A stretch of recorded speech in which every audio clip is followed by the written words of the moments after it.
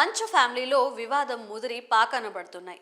గతంలో హైదరాబాద్లోని Jalpally farm house వద్ద జరిగిన రచ్చతో బయటపడిన మంచు మంటలు మరోసారి తిరుపతిలోని మోహన్ బాబు యూనివర్సిటీ బయట అంటుకున్నాయి. ఇప్పుడు ఎక్స్ వేదికగా మండుతున్నాయి. మంచు బ్రదర్స్, మంచు విష్ణు, మంచు మనోజ్ ఎక్స్లో ఒకరినొకరు దారుణంగా తిట్టుకుంటున్నారు.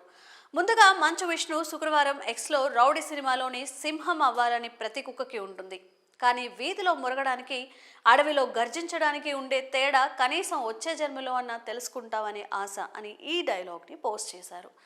ఆ సందర్భంగా ఇప్పుడు ఇదెందుకు పోస్ట్ చేశారు, మంచు మనోజ్ను ఇండైరెక్ట్గా టార్గెట్ చేసినట్టు ఉన్నాడు అంటూ సోషల్ మీడియా కోడై కూసింది.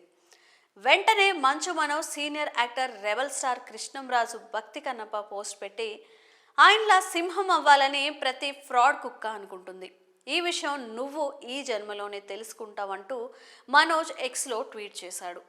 ఆ తర్వాత తాజాగా శనివారం ఉదయం మరో సవాల్ కూడా విసిరాడు మనోజ్.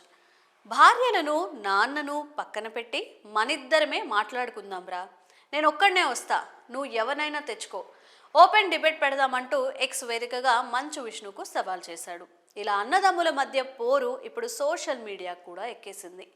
గతంలోనే మంచు మోహన్ బాబు మనోజ్పై ఫిర్యాదు చేశారు.